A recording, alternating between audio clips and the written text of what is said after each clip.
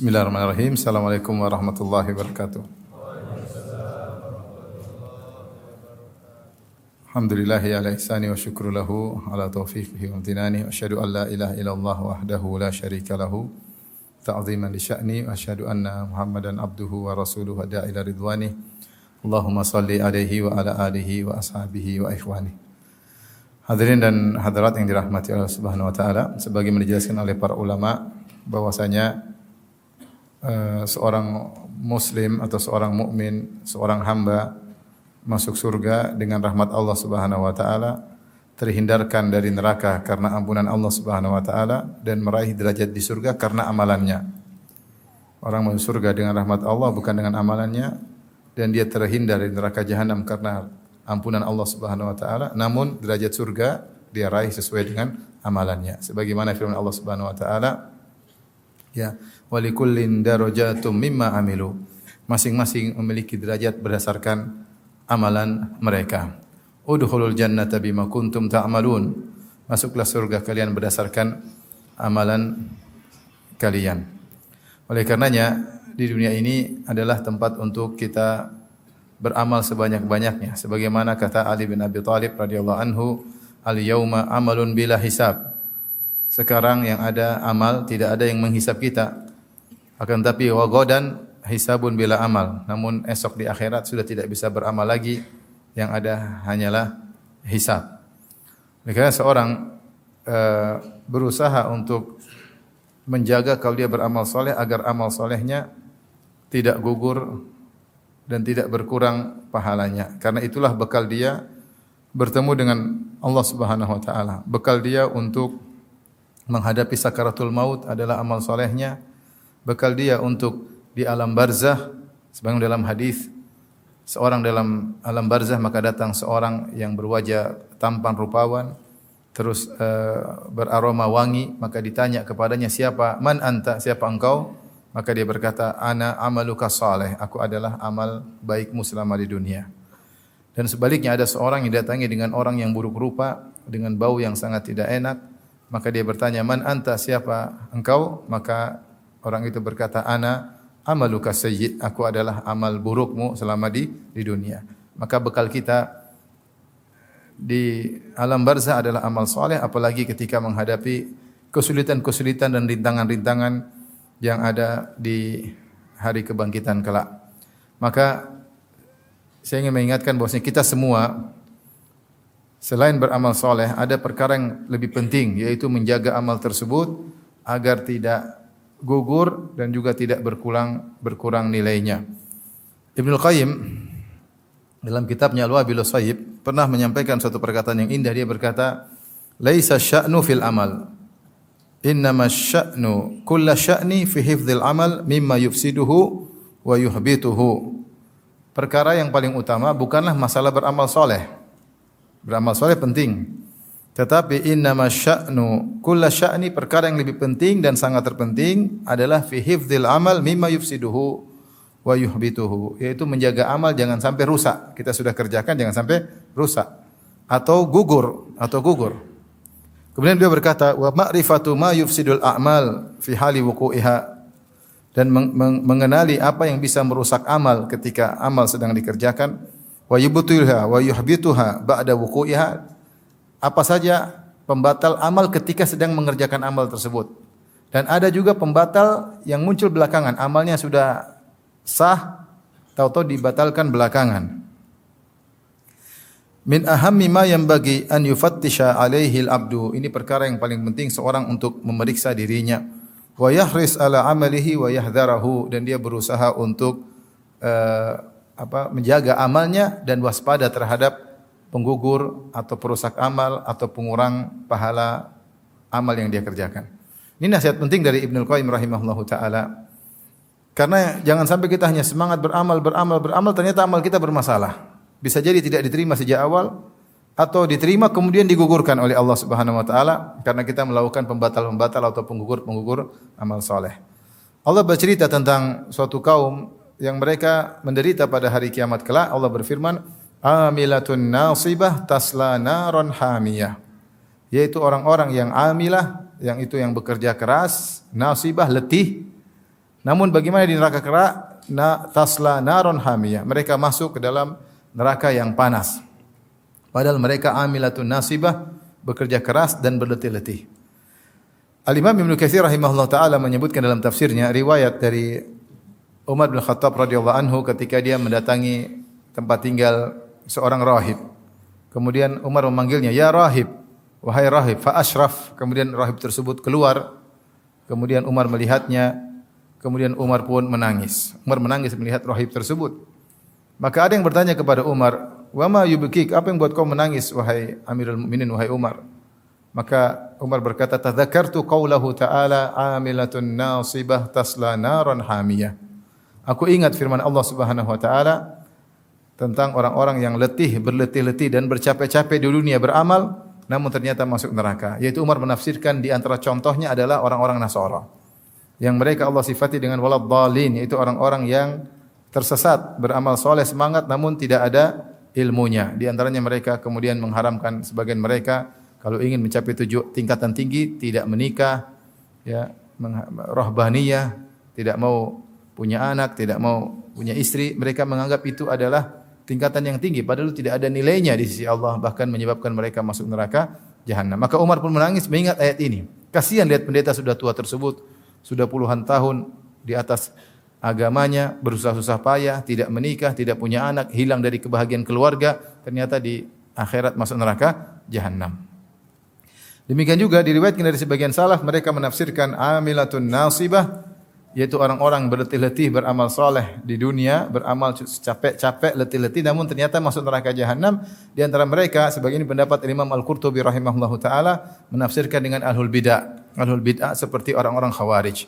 Orang-orang khawarij, Rasulullah SAW mensifati mereka dengan perkataan beliau, tahkiruna salatakum ma'a salatihim. Kalian para sahabat akan merasa minder kalau membandingkan salat kalian dengan salat mereka. Artinya orang-orang khawarij salatnya lebih banyak. Wa siyamakum ma'a siyamihim. Kalian akan merasa minder kalau membandingkan puasa kalian dengan puasa mereka. Karena mereka sangat sering berpuasa. Makanya ketika Ibnu Abbas menemui mereka, wajah mereka pucat karena sering berpuasa dan salat malam. Tapi kata Nabi SAW, yamrukuna minad din kama yamrukus sahmu minar ramiyah. Sungguhnya mereka keluar dari agama seperti anak panah yang menembus buruannya, yaitu anak panah masuk kemudian keluar tanpa menyisakan daging sedikit pun. Itu benar-benar keluar lepas dari Islam. Sehingga para ulama khilaf apakah khawarij kafir atau tidak. Yang benar mereka tidak kafir, tapi mereka melakukan bid'ah, di antaranya mudah mengkafirkan kaum muslimin. Maka Rasulullah SAW mengatakan dalam hadis yang lain, hum kilabu ahlin nar. Mereka adalah anjing-anjing penghuni neraka jahanam. Ibadah mereka luar biasa, tapi ternyata mereka masuk neraka jahanam. Oleh karenanya, ini yang kita perlu hati-hati bersama, ya, untuk kepentingan diri kita sendiri. Sehingga kalau kita beramal soleh, kita harus jaga amal soleh tersebut. Jangan kita sudah letih-letih, capek-capek, ternyata amal soleh tersebut tidak ada nilainya di sisi Allah Subhanahu wa taala dan bahkan merupakan sebab seorang masuk neraka jahanam. Baik, saya akan sebutkan banyak hal-hal yang pada ranah membatalkan amal ketika tercampur, atau membatalkan amal belakangan, atau mengurangi pahala amal. Ini semua tiga masalah. Membatalkan amal sejak awal, atau membatalkan amal soleh belakangan, atau mengurangi amal soleh, mengurangi pahala amal soleh. Setan tidak peduli. Tentunya dia ingin amal seseorang batal sejak awal. Kalau tidak bisa batal, maka batal belakangan. Kalau tidak bisa batal belakangan, paling tidak mengurangi apa? Pahala amalnya. Ada beberapa poin. Yang pertama tentunya, di antara hal yang membatalkan amal, yaitu tentunya adalah kekufuran dengan berbagai macam modelnya. Siapa yang kufur, maka amalnya batal secara total. Dan kufur modelnya banyak, ya. Kekufuran itu modelnya banyak. Siapa yang melakukan pembatal keislaman, maka dia telah terjerumus dalam kekufuran. Di antaranya melakukan syirik akbar, misalnya. Di antaranya misalnya dia mengejek syariat Allah Subhanahu wa taala, mengejek syiar-syiar Allah, ya, mengejek ayat-ayat Allah, mengejek Nabi Muhammad sallallahu alaihi wasallam, namanya istihza biddin, mengejek agama, maka dia kufur kepada Allah Subhanahu wa taala. Di antaranya misalnya dia membenci syariat Allah. Dzalika bi annahum karihu ma anzalallah. Karena mereka benci dengan apa yang Allah turunkan. Ada syariat dia benci, ini syariat kayak apa ini? Dia protes padahal yang turunkan Tuhan, dan sementara dia makhluk. Dia benci dengan syariat Allah Subhanahu wa taala. Ini juga kekufuran. Di antara kekufuran misalnya adalah mendustakan ayat-ayat Allah. Dia bilang ayat ini saya tidak terima, ayat yang lain saya terima, ini saya tidak terima. Berarti mendustakan ayat Allah Subhanahu wa taala. Dan banyak di antara bentuk kekufuran menganggap bahwasanya hukum yang saya buat sama nilainya sama hukum Allah. Ini juga kekufuran. Allah bikin syariat, saya juga bisa bikin syariat. Sama kok. Mungkin syariat saya, apalagi menganggap syariat saya lebih maslahat daripada syariatnya Allah. Kamu berarti menganggap lebih baik daripada Tuhan. Ini juga kufur. Kufur banyak model-modelnya. Disebutkan oleh para ulama dalam kitab-kitab fikih mereka. Baik mazhab Syafi'i, mazhab Hambali, mazhab Maliki maupun mazhab Hanafi. Tapi bukan kita sekarang sedang menjelaskan hal itu. Tapi intinya, siapa yang melakukan kufuran, maka Islamnya batal. Sebagaimana wudu bisa batal, sebagaimana solat bisa batal, sebagaimana haji bisa batal, sebagaimana puasa bisa batal, demikian juga Islam seorang bisa batal jika dia terjerumus dalam kekufuran. Kata Allah Subhanahu wa taala, "Wa may yartadid minkum an dinihi fayamut wa huwa kafirun fa ulaika habitat a'maluhum fid dunya." Siapa yang murtad di antara kalian, kemudian dia meninggal dalam kondisi kafir, maka mereka itulah orang-orang yang amal mereka gugur. Wal fid dunya wal akhirah wa ulaika ashabun nari hum fiha khalidun. Dan mereka di neraka kekal selama-lamanya. Ini adalah orang-orang yang terjerumus dalam kekufuran dengan berbagai macam modelnya. Taib. Ini menggugurkan amal dari awal sampai akhir. Hanya saja para ulama khilaf, jika seorang melakukan kekufuran, kemudian dia kembali masuk Islam, apakah amalannya kembali atau tidak? Ini khilaf di kalangan para ulama. Menurut mazhab Maliki, gurunya Al-Imam Syafi'i, Al-Imam Malik berpendapat siapa yang melakukan kekufuran atau syirik akbar langsung nol, amalnya langsung nol. Seandainya kalau dia tobat maka mulai lagi dari nol. Seandainya dia pernah berhaji maka hajinya batal. Kalau dia masuk Islam lagi dia harus haji lagi. Ini menurut pendapat Imam Malik. Menurut Imam Syafi'i lebih ringan. Kata Imam Syafi'i, dia amalannya gugur kalau dia tidak bertobat. Adapun kalau dia bertobat maka amalnya tidak jadi gugur. Karena Allah mengatakan fayamut wa huwa kafir. Wa may yartadid minkum an dinihi fayamut wa huwa kafir. Siapa yang murtad dari agamanya kemudian dia meninggal dalam kondisi kafir. Mafhum mukhalafah, kebalikannya kata Imam Syafi'i, berarti kalau dia meninggal dalam kondisi bertobat, amalnya tidak jadi gugur. Pendapat Imam Syafi'i lebih ringan daripada pendapat gurunya Al-Imam Malik. Namun seorang berhati-hati jangan sampai terjerumus dalam kekufuran. Taib, di antara amal yang membatalkan atau perbuatan yang menggugurkan amal ketika sedang beramal adalah riya dan sum'ah. Siapa yang beramal soleh dengan riya dan sum'ah? Sum'ah itu melakukan amal soleh untuk diperlihatkan kepada orang lain agar dia diakui, agar dia dihormati, agar dia disanjung. Itu namanya riya. Dari ra'a, yura'i, riya'an, mura'at. Maka dia memperlihatkan amal solehnya kepada orang lain supaya dia disanjung dan supaya dia dipuji. Ketika dia melakukan demikian maka amal solehnya tidak diterima oleh Allah Subhanahu wa taala. Adapun sum'ah yaitu memperdengarkan, dia cerita. Dia cerita-cerita tentang amal solehnya agar dia dihormati, agar dia disanjung-sanjung, maka ketika itu amal solehnya gugur, tidak diterima oleh Allah Subhanahu wa taala. Dan seorang waspada di zaman sekarang karena orang banyak hobi memamerkan amal solehnya. Dengan ada sarana medsos, maka mereka memamerkan seluruh amal soleh mereka. Ikutilah kebiasaan para salaf menyembunyikan amal soleh. Kalau bisa seorang menyembunyikan amal soleh dia seluruhnya, bahkan amal soleh yang biasanya orang nampakkan hendaknya dia sembunyikan. Dia berbakti sama orang tua tidak usah cerita. Jangan cerita saya dulu bantu ibu saya dulu belikan ibu saya dulu berbakti sama bapak saya, enggak usah cerita. Seorang wanita berbakti kepada suami tidak usah pamer, saya kalau sama suami saya begini. Enggak perlu, biarlah Allah yang tahu. Semua amal soleh dia sembunyikan. Dia berbuat baik sama tetangga, dia berbuat baik sama anaknya, dia sedekah, enggak usah cerita. Kalau dia cerita boleh dalam kondisi terpaksa karena memang ada maslahat, tapi tidak boleh cari pujian. Kapan dia mencari pujian, maka itulah riya atau sum'ah. Sebagian ulama mengatakan intidharu tsana'in nas huwa riya. Menanti-nantikan pujian manusia itulah riya. Kita habis amal soleh tunggu dipuji nih, lagi nunggu, belum dipuji, masih nunggu dipuji, sudah apa? Sudah riya. Pas dipuji, inilah yang saya pingin. Berarti pas, itulah riya sesungguhnya, sudah terbukti. Kapan dia beramal soleh, nunggu pingin dipuji, itu sudah riya dan sum'ah. Maka seorang bersihkan dirinya dengan mengetahui kapan dia beramal, Allah sudah tahu. Wa ma anfaqtu min khairin fa innallaha bihi alim. Apapun yang kau infakkan sedikit pun Allah tahu. Kalau Allah sudah tahu ya sudah. Enggak usah perlu yang lain tahu. Maka hati-hati jangan terbawa dengan kebiasaan banyak orang suka pamer amal soleh. Karena kita enggak tahu kapan kita publish, kita ikhlas atau kita riya. Tipis banget. Supaya hati-hati yang enggak usah dipublish, enggak usah diceritain. Baik. Di antara amal yang bisa membatalkan amal soleh setelah dilakukan amal soleh, yaitu membatalkan sedekah. Allah telah berfirman, "Wala tubtilu a'malakum." Janganlah kalian batalkan amalan-amalan kalian. Jaga amal tersebut, jangan dibatalkan. Di antaranya adalah sedekah yang ikhlas jadi batal gara-gara al-man wal adza. Kata Allah Subhanahu wa taala, "Ya ayyuhalladzina amanu la tubtilu shadaqatikum bil manni wal adza." Wahai orang yang beriman, janganlah kalian batalkan sedekah kalian dengan al-man dan al-adza. Apa itu al-man, apa itu al-adza? Dua hal yang bisa membatalkan amal soleh. Padahal sedekahnya ikhlas. Beda kalau riya dari awal udah batal.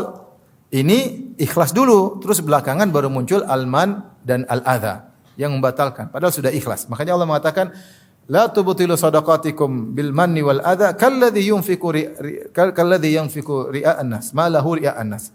Janganlah kalian batalkan amal sedekah kalian dengan al-man dan al-adza sebagaimana orang yang riya. Kalau orang yang riya dari awal sudah batal.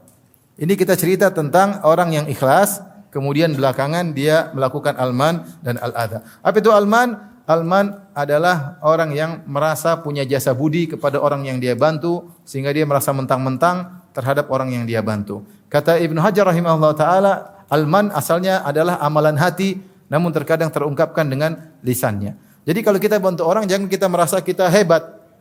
Kita merasa dia rendah.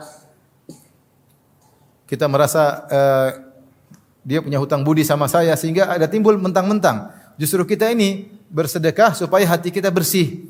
Hati kita bersih karena tujuan sedekah adalah membersihkan hati. Kata Allah Subhanahu wa taala, "Khudz min amwalihim shadaqatan tutahhiruhum wa tuzakkihim biha." Ambillah sedekah dari mereka untuk mensucikan mereka dan bersihkan mereka. Orang kalau sering sedekah hatinya bersih. Karena dia peka kepada sesama kaum muslimin, dia menyayangi kaum muslimin. Bukan dia bersedekah untuk sombong dan mentang-mentang. Kapan sedekah tidak membersihkan hatinya, malah mengotori hatinya, maka sedekah tersebut menjadi dosa besar. Karena timbul al-man. Al-man itu mengugurkan sedekah. Makanya Rasulullah SAW mengatakan, "Salasatun la yukallimuhumullahu yaumal qiyamah." 3 orang yang Allah tidak ngajak ngobrol mereka, tidak berbicara dengan mereka pada hari kiamat kelak. Wala yanzuru ilaihim, Allah tidak memandang mereka dengan pandangan rahmat pada hari kiamat kelak. Wala yuzakkihim, Allah tidak ampuni dosa-dosa mereka. Walahum adzabun alim, dan bagi mereka azab yang pedih. Kata Nabi sallallahu alaihi wasallam di antaranya al-mannan. Al-mannan, al-mannan yaitu orang yang merasa tinggi karena membantu orang lain. Lihat orang lain dia merasa saya yang bantu. Sehingga dia semakin bersedekah semakin angkuh. Maka untuk mengobati penyakit ini kita harus tahu bahwasanya kalau kita membantu orang lain justru dia yang berjasa buat kita. Gara-gara kita bantu dia, kita dapat pahala. Gara-gara kita bantu dia, harta kita ditambah oleh Allah Subhanahu wa taala. Gara-gara kita bantu dia, maka kita diselamatkan dari kematian yang buruk dan banyak manfaat sedekah. Dia cuma makan, selesai. Manfaat yang didapatkan sedikit dibandingkan manfaat yang kembali kepada kita. Saya sering sampaikan ada orang mungkin dia melihara anak yatim di rumahnya. Biaya anak yatim tersebut mungkin sedikit, taruh 1 bulan 2 juta. Tapi Allah kasih dia harta berlimpah-limpah gara-gara dia memelihara anak-anak yatim tersebut. Mana yang lebih beruntung? Dia atau anak yatim? Dia yang lebih beruntung. Oleh karena jangan merasa kalau kita bantu orang bahwasanya dia utang budi sama. Hilangkan itu semua, itu sebab al-man. Dan itu bisa membatalkan sedekah kita yang tadinya ikhlas. Dan ini potensinya muncul kalau orang itu bikin masalah sama kita. Potensinya bakalan muncul kalau orang itu bikin masalah sama kita, maka namanya al-man. Taib yang kedua al-adza. Apa bedanya al-man al-adza? Al-adza bahasa Arab artinya menyakiti dengan kata-kata. Ini biasanya sudah bersataman. Jadi dia merasa mentang-mentang maka dia menyakiti. Dia bilang, kalau bukan saya, kamu dulu sudah mati. Kalau bukan saya, kamu dulu. Jangan sekali-kali kita menyakiti hati orang yang pernah kita bantu. Baik berupa harta maupun yang lainnya. Jangan kita mengungkit jasa-jasa kita sehingga dia tersakiti. Jangan. Jangan. Sebagian ulama menyatakan hanya boleh antara orang tua dengan anak dan suami dan istri. Itu yang boleh. Itu pun bukan dalam rangka untuk menyakiti, tapi untuk menasihati. Orang tua boleh bilang sama anaknya, "Nak, Abi dulu yang ini, Abi dulu yang ini." Bukan menyakiti dia, tujuannya bukan menyakiti, tapi agar dia berbakti kepada orang tuanya. Ini dibolehkan. Dia bukan al-adha, bukan menyakiti, tapi mengungkit kebaikan dalam rangka agar anaknya itu sadar. Sebagaimana suami boleh, sebenarnya mengatakan boleh dia ingatkan istrinya, "Saya dulu yang inikan kamu," agar dia tunduk kepada atau taat kepada suaminya. Karena banyak istri yang lupa diri ya. Lupa diri, sudah dibaikin sama suaminya, kemudian akhirnya membangkang, angkat suara, merendahkan suami, tidak menghormati suami, seakan-akan apa yang dilakukan oleh suami selama ini tidak ada nilainya. Kata Nabi sallallahu alaihi wasallam, "Idza ahsanta ila ihdahunna ad-dahra, tsumma ra'at minka syai'an, laqalat ma ra'aitu minka khairan qat." Jika salah seorang dari kalian berbuat kebaikan kepada istrinya setahun penuh, kemudian dia melakukan satu kesalahan, maka istrinya berkata, "Aku tidak pernah melihat kebaikan darimu meskipun sedikit sama sekali." Dia lupa. Oleh karena tidak mengapa seorang suami terkadang mengingatkan kebaikannya agar istrinya tidak lupa, bukan untuk menyengketi istrinya, bukan, tapi agar dia menjadi lebih baik. Adapun kalau seorang mengungkit kebaikannya untuk menyengketi orang tersebut, maka itu adza. Ini langsung membatalkan kebaikannya. Hati-hati. Kamu dulu miskin, yang ngerjain kamu siapa? Yang buat kamu diterima pekerjaannya siapa? Itu sama. Itu langsung amal kita gugur ketika itu. Karena kita menyakiti hatinya. Maka hati-hati kalau terbetik dalam benak kita mau bicara, enggak usah bicara. Bayangkan seorang yang sudah melakukan kebaikan 20 tahun lalu, kemudian dia ada masalah dengan orang tersebut, dia ungkit. "Kamu dulu yang ini, kamu tahu enggak kalau saya enggak bantu kamu dulu, kamu sudah mati, kamu sudah kurus krempeng, kamu sekarang kamu gemuk, siapa yang bikin gemuk?" Ini langsung kebaikan 20 tahun yang lalu hilang. Maka waspada. Yang penting bukan cuma bersedekah, tapi bagaimana menjaga kebaikan kita, jasa kita agar tidak batal gara-gara al-man wal adha. Taib, di antara hal yang bisa membatalkan amal soleh seorang, artinya tidak diterima sejak awal, sama seperti riya, sama dengan kufur, tidak diterima sejak awal adalah mendustakan takdir.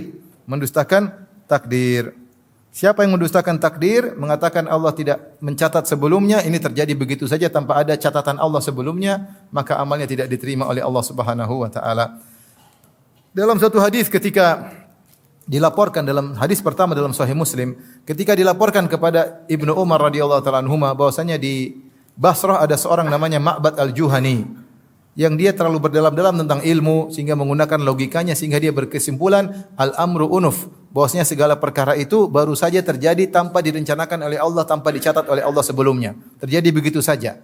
Allah tidak ada rencana-rencana, tiba-tiba muncul. Maka Ibnu Umar berkata, "Idza laqita haula," jika kau bertemu dengan mereka, fa akhbirhum anna Ibnu Umar bari'um minhum, sampaikan bahwasanya Ibnu Umar, saya sahabat Ibnu Umar, berlepas diri dari mereka. Wa hum bara'u minni, dan mereka berlepas diri dariku. Dan sampaikan kepada mereka, "Lau anna ahadahum anfaqa mithla Uhudin dhahaban ma qabilallahu minhu hatta yu'mina bil qadar." Sampaikan kepada mereka, kalau salah seorang dari mereka berinfak dengan emas sebesar gunung Uhud, Allah tidak akan terima sampai dia beriman dengan takdir. Emas gunung Uhud itu panjangnya 7 sampai 8 kilo. Lebarnya 2 sampai 3 kilo. Tingginya 100 meter lebih. Kalau ditimbang berapa ton? Kalau antum punya emas sebesar gunung Uhud itu, antum infakkan, meskipun ikhlas, tidak akan diterima kalau antum mendustakan takdir. Karena di antara rukun iman adalah apa? Iman kepada takdir. Semua ini sudah tercatat di Lauhil Mahfuz. Tidak ada satu perbuatan, kejadian, peristiwa kecuali sudah tercatat di Lauhil Mahfuz. Kalau kita tidak beriman akan hal ini, maka amal kita apapun yang kita lakukan gugur, tidak akan diterima oleh Allah Subhanahu wa taala.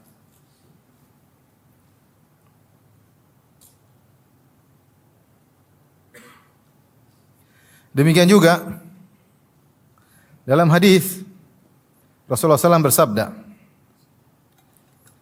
Walau anfaqta mithla Uhudin dhahaban fi sabilillah ma qabilahu Allahu minka. Kata Nabi, kalau kau berinfak dengan emas sebesar gunung Uhud di jalan Allah, Allah tidak akan menerima darimu hatta tu'mina bil qadar, sampai kau beriman kepada takdir. Wa ta'lama anna ma asabaka lam yakun liyukhti'ak, dan kau tahu bahwasanya apa yang menimpamu tidak akan meleset karena sudah ditakdirkan. Wa anna ma akhta'aka lam yakun liyusibak, dan apa yang meleset darimu tidak akan mengenaimu. Walau mutta ala ghairi hadza la dakhaltan nar, kalau kau meninggal tidak punya keyakinan seperti ini, tidak beriman terhadap takdir, maka kau akan masuk neraka jahanam. Karena hati-hati sebagian orang menggunakan logikanya, ya, tidak belajar Islam dengan baik, menggunakan logikanya akhirnya terjebak dengan paham qadariyah yang menolak adanya takdir, dan ini membatalkan amal seseorang. Maka waspada. Ini pentingnya kita belajar rukun iman. Di antara amalan yang bisa membatalkan amal soleh adalah, atau perbuatan yang bisa membatalkan amal soleh adalah meninggalkan solat asar. Meninggalkan solat asar. Datang hadis secara khusus dalam Sahih Bukhari dan yang lainnya. Rasulullah sallallahu alaihi wasallam bersabda, "Man taraka salatal asar faqad habita amaluh." Siapa yang meninggalkan salat asar, maka telah gugur amalnya. Man taraka salatal asar faqad habita amaluh. Siapa yang meninggal salat asar maka telah gugur amalnya. Ada khilaf di kalangan para ulama, apa maksudnya gugur amalnya? Ada yang mengatakan amalnya gugur seluruhnya, jadi nol. Ada yang mengatakan amal dia pada hari itu. Ada yang mengatakan amal dia ketika mau dilaporkan ke Allah, karena sore malaikat angkat amalannya ke Allah, ternyata dia malah tidak salat asar, maka amalan seharian gugur. Amalan seharian gugur. Maka seorang jangan sampai meninggalkan salat asar. Kadang pulang kerja capek, letih, kemudian tidur, tidak salat asar, maka ini bahaya. Hendaknya seorang jangan meninggalkan salat asar, dan berusaha jangan menunda-nunda salat asar. Rasulullah SAW sebutkan di antara sifat orang munafik yaitu menunda-nunda salat asar sampai menjelang adzan. Kata Nabi, tilka salatul munafik. Itulah salat orang munafik. Dia menunggu-nunggu sampai matahari sudah mau terbenam, tiba-tiba dia rajin mendadak. Langsung semangat, Allahu Akbar. Tadinya ngobrol terus. Maka seorang beriman jangan tunda-tunda salat asar. Segera dia lakukan salat asar. Di antara hal yang batalkan amal soleh seseorang adalah bersumpah mendahului Allah. Bersumpah mendahului Allah. Sok tahu tentang Allah Subhanahu wa taala dengan sumpah. Dalam hadis disebutkan tentang dua orang yang saling bersaudara. Kemudian yang satu rajin maksiat, yang satu rajin ibadah. Yang rajin ibadah selalu menegur yang teman yang suka bermaksiat. Dia mengatakan, "Ya fulan, aqsir, wahai fulan, berhentilah." Tapi temannya tersebut tidak mau berhenti. Terus maksiat. Sampai satu hari temannya melakukan maksiat yang tidak biasanya. Maka dia mengatakan, "Ya fulan aksir, wahai fulan, berhentilah dari maksiatmu." Ternyata si fulan yang ditegur marah. Dia berkata, "Da'ni wa rabbi." Biarkan aku dengan Tuhanku. Ngapain kau ikut campur urusanku? Ini salah juga ya. Dia salah, tapi dia emosi. Dia bilang, "Abu ista alayya raqiba." Apakah Allah utus kamu jadi pengawasku? Sudah ada malaikat, ngapain kau ngawasi saya? Ini perkataan orang ini benar atau salah? Salah. Karena nahi mungkar harus ditegakkan. Saking jengkelnya dia bilang, "Ngapain kau ngurus saya? Biar saya urusan dengan Tuhan. Kau ngapain tegur-tegur saya? Emang kau ditugaskan Allah untuk nyatatin saya?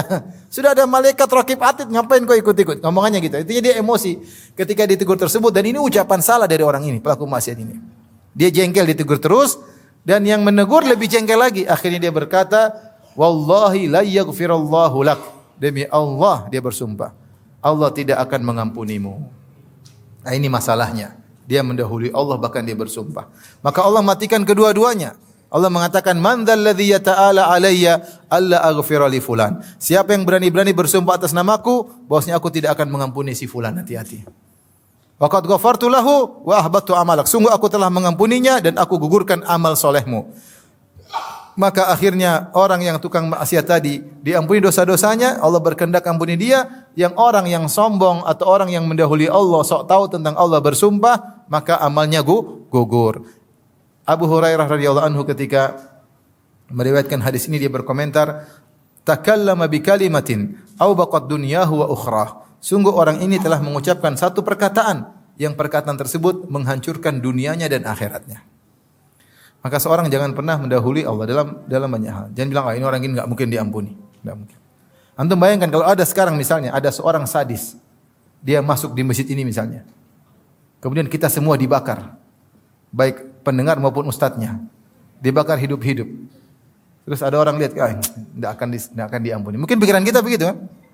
Tapi ternyata kalau dia bertobat diampuni. Seperti kisah Ashabul Ukhdud. Allah sebutkan dalam surat Al-Buruj. Kata Allah, innal ladzina fatanul mu'minina wal mu'minati tsumma lam yatubu falahum adzabu jahannam wa lahum adzabul hariq. Sungguhnya orang-orang yang membakar kaum mukminin dan membakar kaum mukminan hidup-hidup, dibakar kaum mukminin, kaum mukminat ribuan orang dibakar hidup-hidup sambil menikmati pembakaran tersebut, nonton, ketawa ketiwi, nikmati pembakaran tersebut. Kata Allah, "Tsumma lam yatubu", kemudian mereka tidak bertobat. Maka bagi mereka adab yang pedih, bagi mereka adab yang bakar. Ketika Allah berfirman, kemudian mereka tidak bertobat, mereka diadab. Berarti kalau mereka bertobat, diazab atau tidak? Tidak. Siapa yang lebih bejat dari Fir'aun? Fir'aun bejat atau tidak? Sangat bejat. Tetapi Allah masih beri dia kesempatan untuk bertobat. Buktinya Allah kirim Musa dan Harun, dua nabi bahkan. Dan Allah wasiatkan kepada Musa dan Harun, "Faqula lahu qawlan layyinan la'allahu yatadhakkaru aw yakhsha." Wahai Musa dan Harun, ucapkanlah kata-kata yang lembut, siapa tahu Fir'aun sadar. Siapa tahu Fir'aun sadar. Bahkan Allah berikan mukjizat-mukjizat, namun dasar Fir'aun kepala batu ya. Akhirnya mati dalam kondisi kafir. Seandainya dia bertobat, diterima enggak tobatnya? Bahkan di antara orang setelah Nabi wafat, ada sebagian orang ngaku sebagai Nabi. Murtad atau tidak jadi mengaku sebagai Nabi? Murtad. Di antara mereka ada yang sadar, masuk Islam lagi, kemudian berjihad di jalan Allah dan meninggal mati syahid. Ada.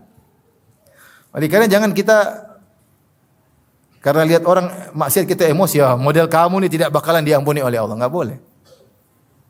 Enggak boleh. Maka tidak boleh kita mendahului Allah. Tidak boleh juga kita mengatakan, ini jangan mendahului Allah. Kita bilang, ini demi Allah ini pasti masuk surga. Enggak boleh. Enggak boleh. Ketika ada Ummul Ala memuji Utsman bin Maz'un. Utsman bin Maz'un seorang sahabat yang sangat zuhud, terkenal rajin ibadah. Ketika dia meninggal, maka Ummul Ala berkata, sungguh mulia engkau wahai Utsman, laqad akramakallah, sungguh Allah telah memuliakan engkau. Maka Nabi tegur, wa ma yudriki, dari mana kau tahu Allah memuliakan dia? Dari mana kau tahu? Inilah arjulahul khair, adapun saya berharap dia dapat kebaikan karena dia orang soleh. Tapi dari mana kau pastikan bahwasanya Allah telah memuliakan dia? Enggak ada yang tahu. Ini hal gaib. Hal gaib. Kemudian Nabi mengatakan, adapun saya pun saya tidak tahu tentang bagaimana diriku. Maka kita tidak tahu, jangan pastikan hal yang gaib. Seperti di zaman Nabi dalam Sahih, dalam Musnad Imam Ahmad dengan sanad yang hasan. Dikatakan kepada Nabi, inna fulana matat wastarahat. Ya Rasulullah, ibu itu telah meninggal dunia dan istirahat. Seperti kata-kata orang sekarang, telah istirahat di peristirahatan yang terakhir. Faqadiban Nabi sallallahu alaihi wasallam. Nabi pun marah. Nabi berkata, innama yastarihu man ghufira lahu. Sungguhnya yang istirahat kalau sudah mati itu yang diampuni oleh Allah Subhanahu wa taala. Dari mana kau tahu dia diampuni oleh Allah Subhanahu wa taala? Enggak ada yang tahu. Maka kita jangan pastikan seorang masuk surga kecuali yang sudah Allah sebutkan atau Nabi sebutkan. Kalau Abu Bakar di surga jelas, Nabi bilang Abu Bakar di surga, Umar di surga, Utsman di surga, Ali di surga, 10 sahabat Nabi bilang di surga. Kita boleh, Bilal di surga boleh. Tapi selain itu jangan kita pastikan. Kita mengatakan mudah-mudahan masuk apa? Surga.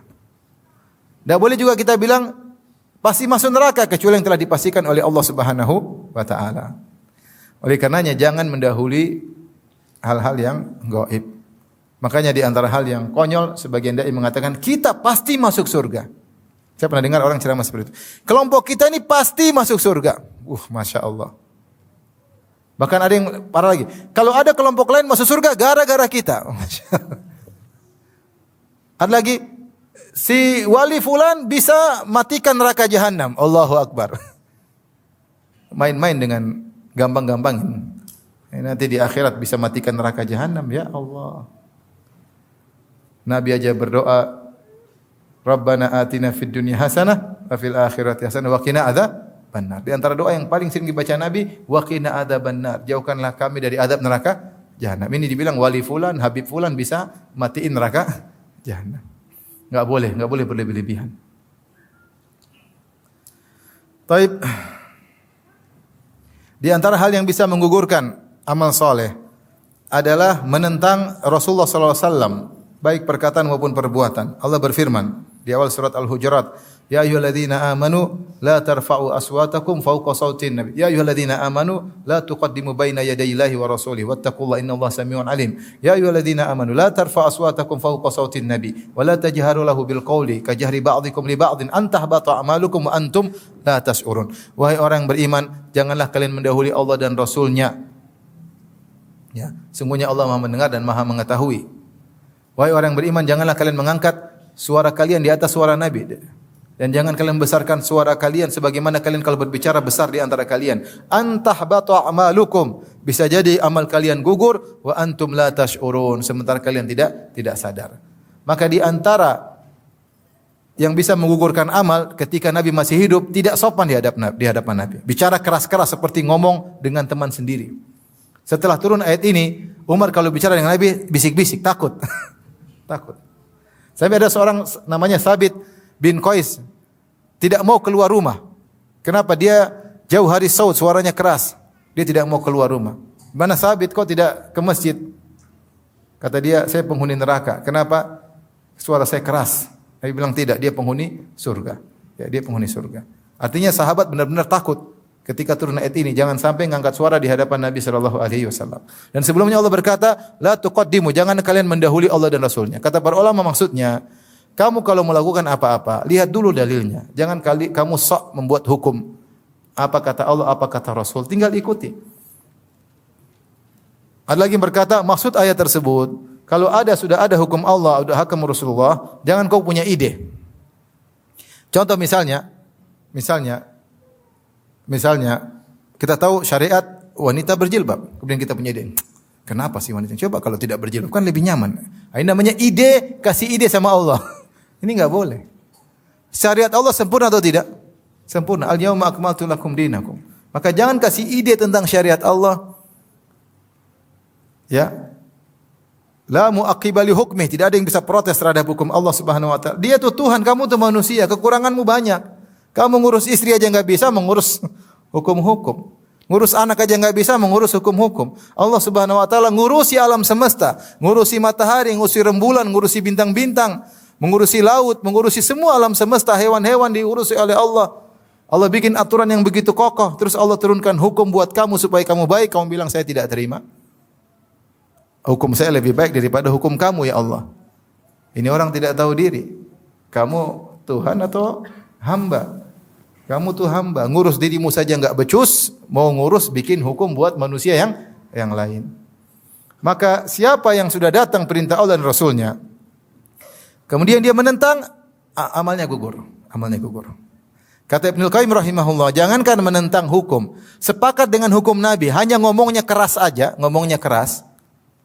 La tarfa aswatakum fawqa sautin nabi wa la tajharu lahu bil qawli ka jahri ba'dikum li ba'din an tahbata a'malukum wa antum la tash'urun. Jangan kalian angkat suara kalian, jangan kalian berbicara keras dengan Nabi seperti kalian bicara di antara kalian, bisa jadi amal kalian gugur dan kalian tidak sadar. Ini zaman sekarang banyak orang Allah berfirman demikian, bukan enggak benar, enggak cocok, seperti orang liberal. Rasulullah bilang enggak pas lagi, enggak relevan zaman sekarang, kita bikin hukum baru. Aduh, repot. Kamu tuh siapa? Ngurus istrimu aja enggak beres. Ya, terus mengurus manusia di alam semesta dengan bikin hukum dari kamu. Oleh karenanya kalau hukum semua dari manusia, pasti nanti ada yang protes, ada yang diuntungkan, ada yang tidak diuntungkan, dan demikian. Expire, kemudian ini dan seterusnya. Kalau mau hukum yang benar adalah hukum Allah Subhanahu wa taala. Intinya di antara hal yang menggugurkan amal seorang ketika dia tahu ini hukum Allah dan Rasulnya, kemudian dia menentang.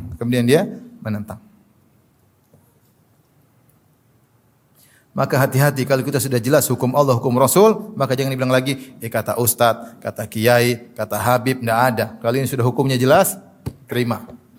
Benar-benar dari Allah dan Rasulnya, maka terima. Kalau kata-kata terus nggak akan berhentinya.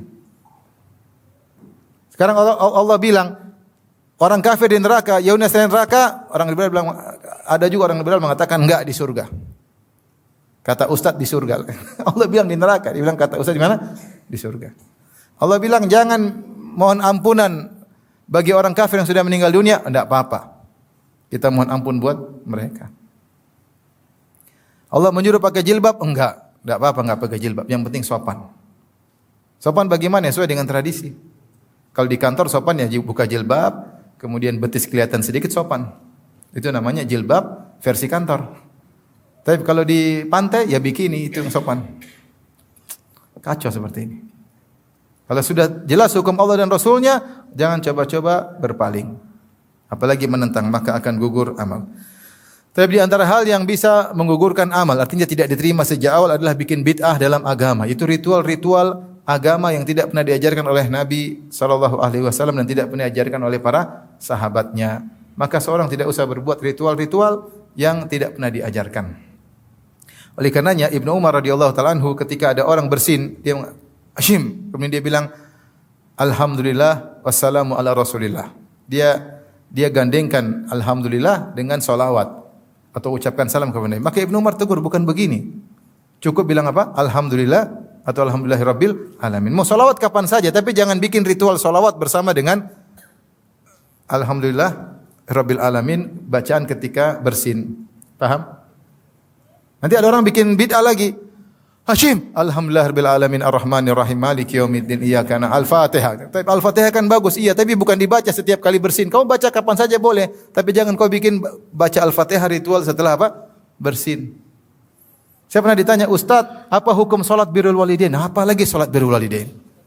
Enggak ada salat. Salat sudah jelas banyak. Jangan bikin lagi salat-salat baru. Imam Nawawi rahimahullah mengkritik beberapa salat yang beliau sebutkan sebagai bid'ah yang mungkar, di antaranya seperti salat raghaib dan juga salat 100 rakaat malam nisfu Sya'ban. Beliau ingkari, Imam Nawawi. Kenapa tidak ada ritual seperti itu? Nabi tidak pernah mengajarkannya, para sahabat tidak melakukannya. Kalau seorang mau bikin, setiap orang boleh bikin kreasi dalam agama, agamanya jadi kacau. Satu ibadah sambil loncat-loncat, satu ibadah sambil menari-nari, katanya dapat pahala. Lah bagaimana? Nanti satu ibadah sambil dangdutan, dapat pahala. Kalau begitu ceritanya ngapain diutus Rasul? Seorang bikin ibadah masing-masing. Makanya tidak boleh seorang alhamdulillah Hashim terus alhamdulillah alamin arrahmanir rahim maliki yaumiddin waladdallin amin. Tidak boleh. Tidak boleh. Baca Quran bagus tapi jangan dijadikan sebagai ritual setelah apa? Bersin. Paham? Itu maksudnya.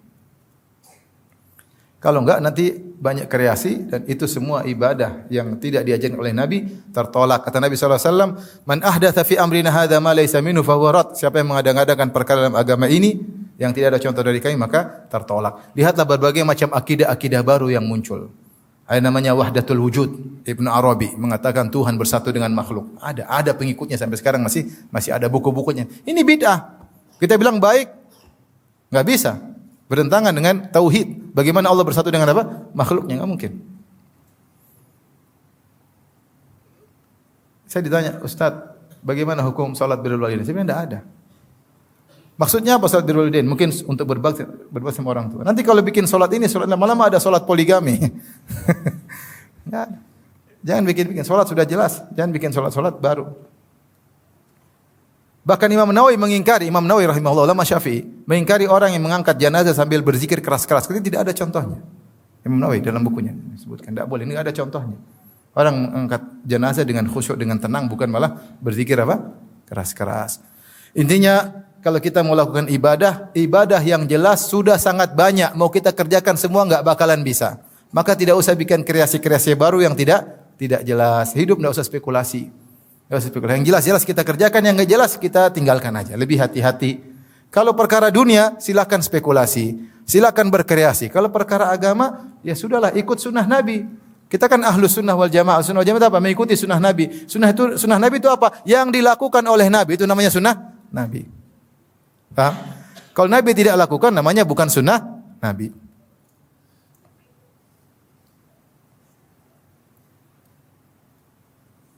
Sekarang sedih kita lihat orang salawat sambil joget-joget, salawat sambil dangdutan. Ya, aduh. Bebas, mau nari-nari, saya bilang ini. Gimana ibadah kayak begini? Campur laki-laki perempuan, kemudian salawat joget-joget. Aduh, saya bilang ini gimana? Enggak ada yang mengingkari kah? Dibiarkan begitu saja.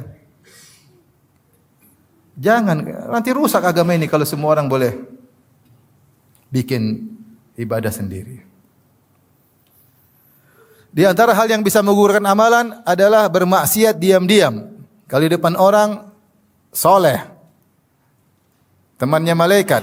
Kalau sendirian, temannya iblis.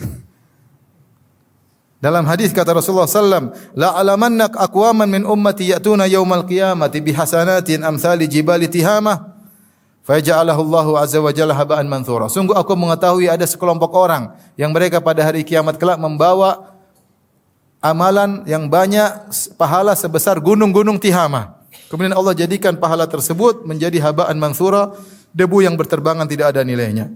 Maka sahabat bertanya, siapa mereka itu? Rasulullah berkata, walakinnahum aqwamun idza khalau bi maharimillah intahakuha. Mereka adalah suatu kaum jika mereka sedang bersendirian maka mereka melanggar larangan Allah Subhanahu wa taala. Kalau lagi sendirian mereka bermaksiat. Hadis ini menjadi muskil di kalangan para ulama. Karena kita tahu namanya kaum muslimin siapa sih yang tidak bermaksiat ketika sendirian? Maka mereka mengatakan hadis ini maksudnya orang munafik. Maksudnya orang-orang apa? Munafik. Orang-orang mukmin namanya maksiat dia pasti sembunyi-sembunyi kan? Kalau dia sembunyi-sembunyi kemudian dia termasuk dalam hadis ini, kata mereka enggak. Orang mukmin yang terkadang bermaksiat diam-diam maka hendaknya dia bertobat kepada Allah. Tapi kalau setiap dia sendirian selalu bermaksiat, dikhawatirkan dia seperti orang-orang munafik yang dimaksud. Paham? Maka seorang kalau bersendirian bermaksiat segera dia bertobat kepada Allah. Jangan dia continue terus tidak berhenti. Ketika dia tidak pernah berhenti, setiap sendirian bermaksiat, setiap tidak ada yang lihat bermaksiat, maka akhirnya dia seperti orang-orang munafik. Dikhawatirkan amal-amal dia akan gugur pada hari kiamat kelak gara-gara dia ketika bersendirian pasti bermaksiat. Setiap sendirian pasti bermaksiat. Maka Rasulullah bersabda, "Ittaqillaha haitsuma kunt." Bertakwalah dimanapun kau berada. Ketika kau di rumah bertakwa, ketika kau di luar rumah bertakwa, ketika di Indonesia bertakwa, di luar negeri bertakwa, bersama istri bertakwa, lagi tidak bersama istri bertakwa, di rumah bertakwa, di hotel juga bertakwa. Ya. Karena gangguan di rumah mungkin kurang, kalau di hotel banyak gangguan. Saya ingat cerita seorang syekh. Dia ketika ke suatu negara, kemudian dia masuk di hotel. Tiba-tiba ada orang ketuk pintu. Ketika dia buka ternyata perempuan sangat cantik, jelita. Lonte. Apa bahasa kerennya? PSK ya apa? Apa PSK singkatannya? Perempuan apa? Apa? Penjajah, penjual seks komersial. Bahasa kerennya lonte. Maka lonte ini dia kemudian menawarkan dirinya, maka syekh tersebut akhirnya takut, maka dia pun kunci pintu. Kemudian diketuk-ketuk terus, maka dia sujud langsung kepada Allah. Dia berdoa kepada Allah agar menguatkan hatinya. Orang kadang syahwat bergejolak dengan satu pandangan. Apalagi tinggal enggak ada orang, istri di rumah, istri di Saudi semua enggak ada yang tahu. Kalau dia mau maksiat sudah enggak ada yang tahu. Maka dia sujud minta kepada Allah, minta kepada Allah. Nanti jam berapa lagi ada yang ketuk lagi. Siapa tahu jam 12 goyang. Dia sujud terus sampai akhirnya sampai pagi enggak ada lagi yang ketuk-ketuk. Mungkin lantainya udah tidur. Akhirnya dia selamat. Ketika dia pulang turun di Jeddah, begitu turun dari pesawat tiba-tiba ada telepon. Abu Fulan, iya, saya Abu Fulan. Kenapa? Anak saya, putri saya sudah waktunya menikah, saya ingin tawarkan untuk kamu. Masya Allah. Gara-gara meninggalkan lonte dapat istri berikutnya. Oleh karenanya, di antara cerita juga saya dengar ketika ada sekelompok orang pergi ke suatu negara kafir. Kemudian ternyata mereka bermaksiat di negara kafir tersebut. Negara Islam mungkin mereka takut. Begitu di luar sana dia bermaksiat. Kemudian dia didatangi oleh wanita, teman-temannya dia tidak mau, teman-temannya sudah pada zina, dia menyendiri. Ketika dia menyendiri didatangi oleh seorang perempuan khusus untuk dia. Maka dia bilang, jangan, saya ini kena AIDS. Jangan berhubungan dengan saya ini kena AIDS. Dia bohong, supaya dia tidak digauli, supaya dia tidak berhubungan. Dia bilang, saya ini kena AIDS, jauh. Kata perempuan tersebut, tenang, saya juga kena AIDS, tidak apa-apa. Itu teman-teman juga semua kena AIDS. Allahu Akbar, ngeri. Jadi intinya, kita ini kadang kalau di depan banyak orang, seperti teman malaikat. Kalau sendirian, kayak temannya siapa? Iblis. Kan seorang bertakwa kepada Allah. Kalau namanya manusia terjerumus dalam kesendiriannya itu wajar, namanya orang beriman, tapi dia segera bertobat. Tapi kalau terus-terusan ini yang jadi masalah.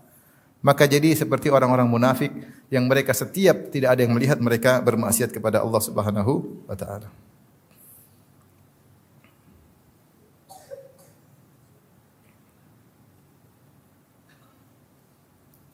Di antara hal yang menjadikan amalan tidak diterima oleh Allah adalah pergi ke dukun, tanya-tanya kepada dukun. Man atakahinan aw arrafan lam tuqbal salatuhu arba'ina yauman. Siapa yang datang kepada dukun kemudian bertanya-tanya kepada dukun tersebut tidak akan diterima salatnya selama 40 hari. Dia tetap wajib untuk salat. Kalau dia tidak salat maka lebih parah lagi. Dia wajib salat 40 hari tapi salatnya tidak diterima. Salatnya sah tapi tidak diterima. Kenapa? Karena dia bertanya-tanya kepada dukun. Ini baru bertanya kepada dukun. Kalau percaya kepada kabar dari dukun tentang masa depan, maka dia telah kafir. Karena yang tahu masa depan cuma Allah Subhanahu wa taala. Ini sekedar tanya-tanya saja. Maka dari sini dilarang seorang untuk membuka-buka ramalan-ramalan bintang.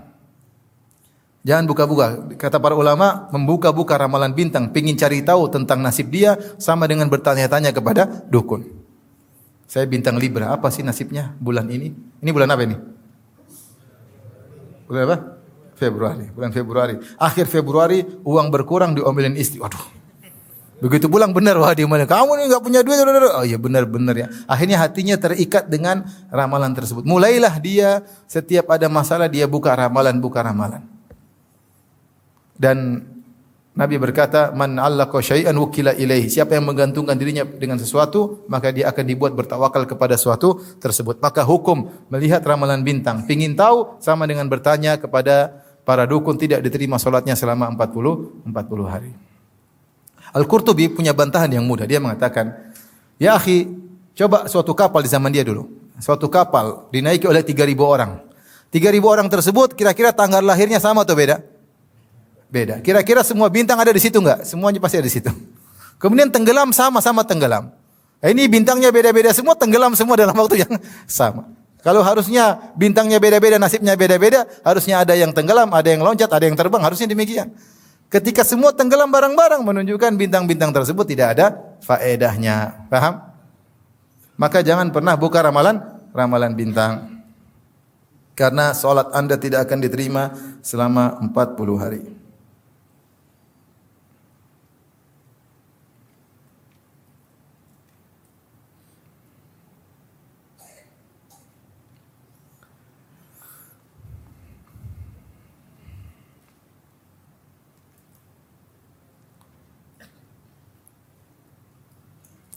Di antara yang menjadikan amal tidak diterima seperti amal puasa adalah berkata dusta. Kata Nabi SAW, "Man lam yada' qawla zur wal jahla wal amala bihi, fa laisa lillahi hajatun fi ayyada' ta'ama wa syarabahu."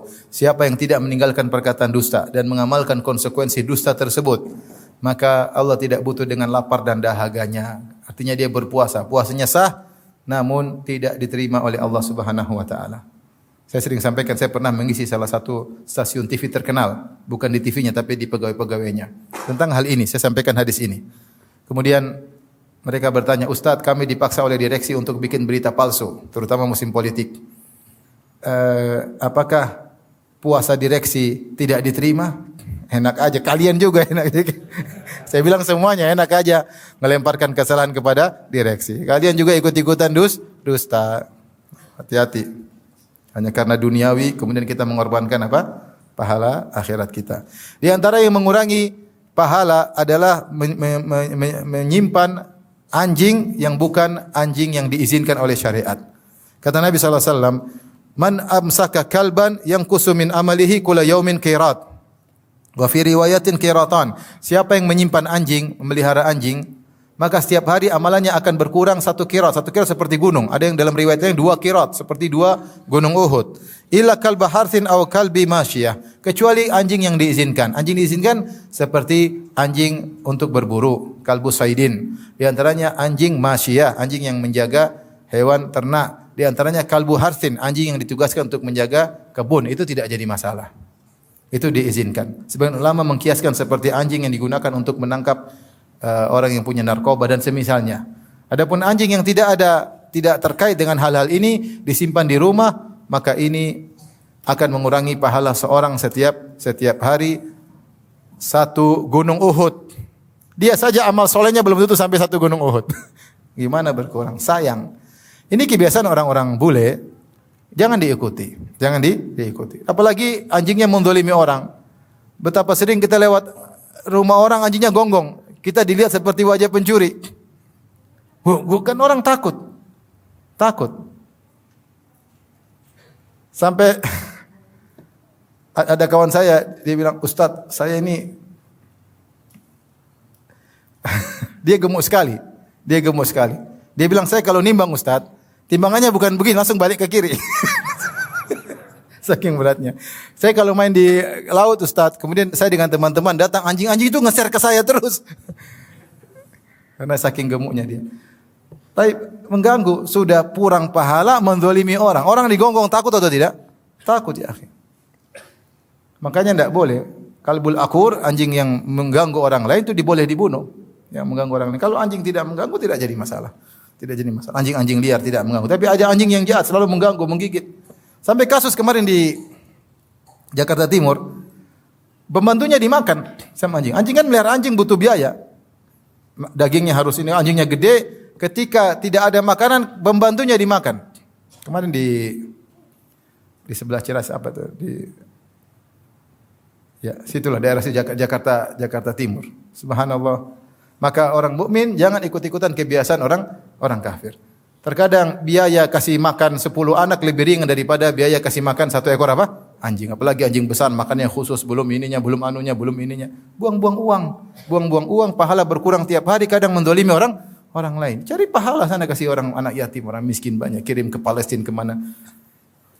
Maka ini mengurangi pahala setiap hari seperti satu gunung Uhud. Sementara pahala dia sendiri amal solehnya belum tentu sebesar itu.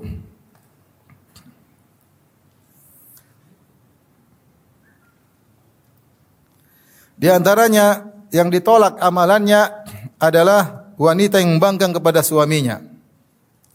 Ithnani la tujawizu salatuhuma ru'usahuma. 2 orang yang salatnya tidak akan melewati kepalanya, itu tidak akan diterima oleh Allah Subhanahu wa taala. Abdun abaqa min walihi hatta yarja ilaihim, yaitu budak yang kabur sampai kembali kepada tuannya. Wa imra'atun asat zaujaha hatta tarji. Wanita yang membangkang kepada suaminya sampai dia kembali kepada suaminya. Hati-hati ini kepada para ibu-ibu. Jangan suka membangkang kepada suami. Kalau membangkang kepada suami, salatnya tidak diterima oleh Allah Subhanahu wa taala. Rugi. Kemudian juga dalam hadis yang lain, salasatun la tujawizu salatuhum adhanahum. 3 orang yang salatnya tidak akan diterima. Al-abdul abik hatta yarji.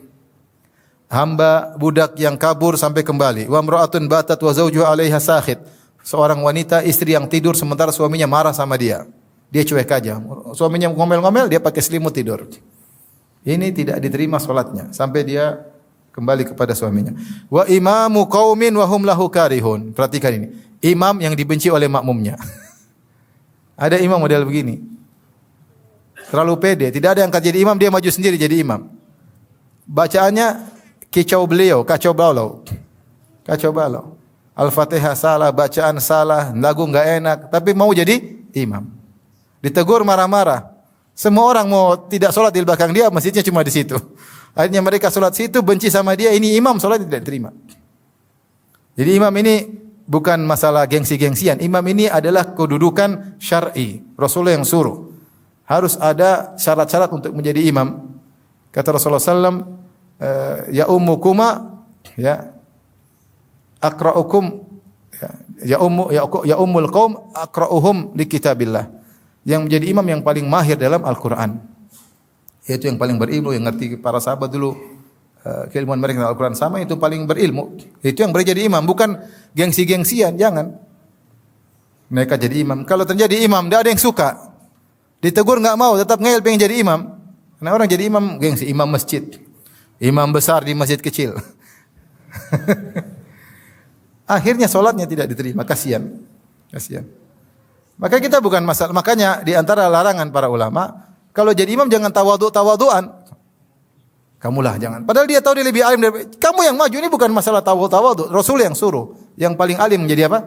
Imam. Jangan bilang enggak kamu aja. Padahal dia tahu orang ini enggak tahu, enggak bisa jadi imam. kamu aja. Tawadhu yang keliru, paham? Ini karena terkait dengan salat jamaah seluruhnya. Jadi cari imam yang baik. Demikian kajian kita. Subhanakallah bihamdik asyhadu an la ilaha illa anta astaghfiruka wa atubu ilaik. Assalamualaikum warahmatullahi wabarakatuh.